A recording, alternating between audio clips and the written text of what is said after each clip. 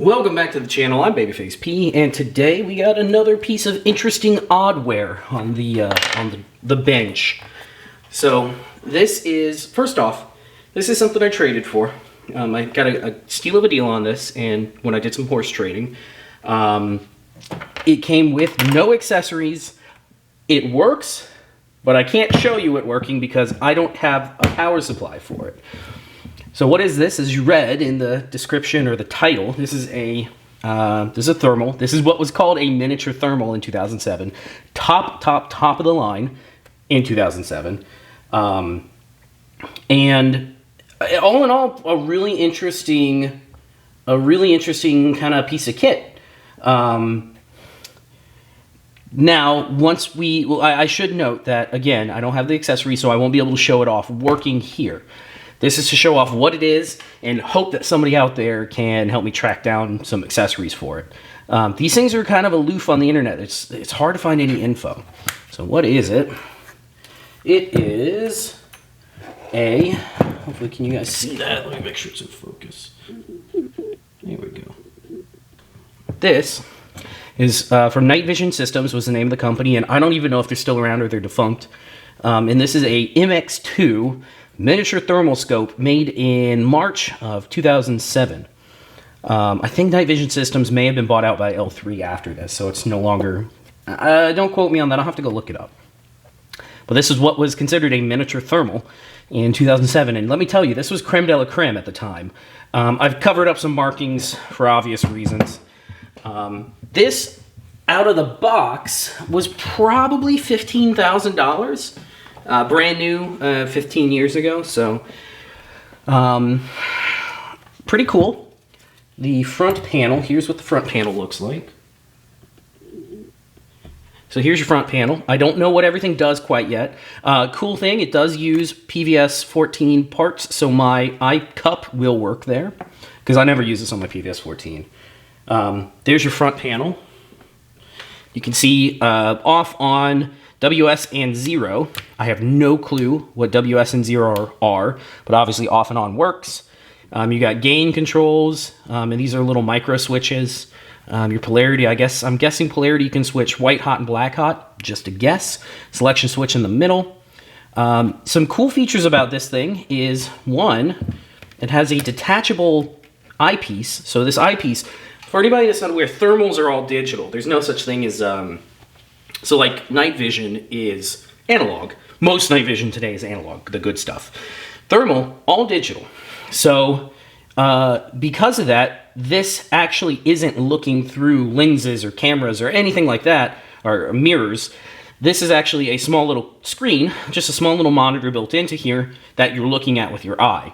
Everything comes in here, gets processed digitally, and comes out here. So the cool thing about this one is it has a detachable eyepiece. So you unlock it there, and you can see that a cable would have gone in here. This fits in the male section here, fits into the female section down there.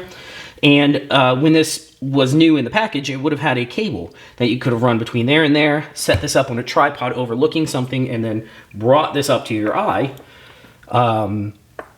Or there's a mount for a tripod. You could have had a tripod mount where you could look through this. So kind of neat that this is detachable. Again, no accessories, so that won't work for now until I can find some.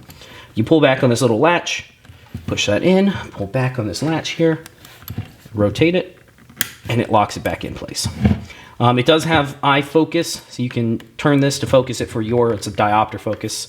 Then a lock ring. Again, your switch, and then micro switches. On the front, interesting thing here, make sure you can read that. There you go. Insert cassette. Contact in first. Kind of weird. This unscrews.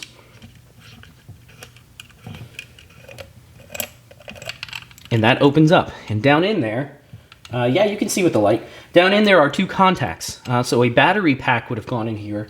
It looked like they also made a AA accessory box that could have gone in there. So it would have probably had, I'm guessing, would have probably had a large lithium battery pack that fit in there. And then there was an accessory piece that would fit probably 6 AA's. that would also fit in there, and then you would close it down. So if you wanted to run battery power, you could run it off that. Again, if anybody has any info on where I can track some of this stuff down, let me know. Beyond that, this is what we're probably going to use to get it running for now. This is a DC in. It's quite a large DC in, and it's got an incredible range, 8 volts to 40 volts. So a massive range to power this unit, which, you know, if you're out in the desert working, or you're plugging into a vehicle, plugging into unknown power supply out somewhere, this voltage range would be awesome, because you never know kind of what voltage is coming in. So some regulator in here is allowing you to use whatever voltage you have on hand between 8 and 40 and still run the unit. So pretty neat, pretty zombie proof, I'd say, which is cool. So let me grab calipers real quick, and I'll tell you what size this is to see if we can figure out a DC plug that'll work for it. Hold on. Okay, so from the little bit of research I've done, these DC ports use metric to measure. So the outside diameter, it is a screw-on, and I'd say the outside diameter is about 8 millimeter. With a thread-in piece. Inside diameter, with a pin, probably about 2.5 mil. Maybe, let's see what 3 mil looks like. No, it's about a 2.5 mil interior with a tiny pin, and then about an 8 mil outside with a thread-in cap, a thread-in piece. So that's how we're probably going to power it for now. I'm going to jerry-rig something up with a pin and an exterior piece that would fit in there. See if I can get it working. Or if I can go online and find some like generic 8 mil screw-on type, and then run it off power that will work, we'll probably do that. So there you go. Here's the interesting piece of oddware. Again, I'm told it does work. I basically just need to source some parts to get it working properly. If anybody out there has more info on one of these, they're hard to find on the internet. So if you have more info, let me know. If you have access to any of the accessory packs for this, the cables, the power, the part for the battery pack for the front, let me know. I'm obviously looking for them. There's also some mounts here. You can do an arms. You can either take off this here and do an arms mount, or I believe you can do a mount here for putting it on like a rifle. You can actually set it up as a rifle mount. Again, the peak technology, peak thermal tech in 2007. And as far as I can tell, the guts of this is still kind of peak technology. The only thing we've done in the last 15 years is shrunk everything down. So now this whole unit nowadays would be probably about that big for the whole thing. Yeah. There you go. Pretty interesting piece of oddware. If anybody out there has more info, get in touch with me, patrick@babyfaceP.com, or if you know where I can find an accessory pack, or if you know somebody that knows something, let me know. But yeah, interesting piece of oddware for you guys.